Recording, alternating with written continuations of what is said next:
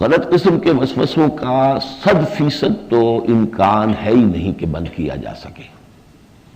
اس لیے کہ یہ تو شیطان کو اللہ نے اجازت دے رکھی ہے نا، اور شیطان کو یہ طاقت دی ہے، وسوسہ وہ کرتا ہے، یوسوس فی صدور الناس،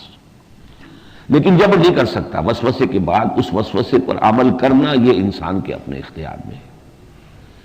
البتہ ان وسوسوں کو کم کیا جا سکتا ہے، بہت کم کیا جا سکتا ہے۔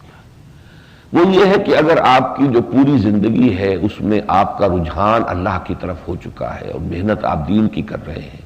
تو شیطان کو بہت کم موقع ملے گا کہ وہ وسوسہ آپ کے اندر ڈال سکے۔ اگر آپ لگے ہیں دنیا داری کے اندر ہی اور صرف جو ہے دین کو ایک چھوٹا سا ضمیمہ بنا رکھا ہے، بس نماز پڑھنی ہے، روزہ رکھنا ہے، باقی تو ساری سوچ، ساری غور و فکر جو ہے وہ دنیا کے لیے ہے، تو وہ تو پھر نماز میں بھی آپ کو وہ پیچھا نہیں چھوڑے گا، وہ دنیا بھی پیچھا نہیں چھوڑتی نماز میں بھی، اور نہ شیطان پیچھا چھوڑتا ہے۔ تو جہاں تک تو وسوسے کے آنے کا ہے کہ بالکل سد باب وہ ممکن نہیں ہے، بلکہ حضور سے صحابہ نے بعض نے کہا کہ حضور ہمارے دل میں ایسے خیالات بھی آتے ہیں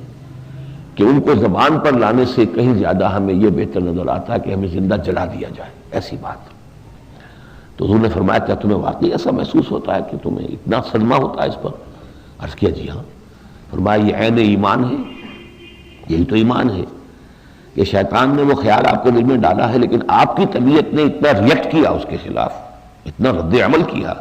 کہ آپ نے سمجھا کہ یہ چیز تو ایسی ہے کہ میں زبان سے نکالوں اس سے بہتر ہے کہ میں زندہ مر جاؤں، جلا دیا جاؤں۔ تو یہی تو ایمان ہے، پھر ایمان ہے نا موجود۔ جب اس وسوسے پر آپ کو دکھ ہوا، رنج ہوا، اس کے خلاف ایک رد عمل پیدا ہوا، تو یہ ثبوت ہے اس کا کہ ایمان موجود ہے۔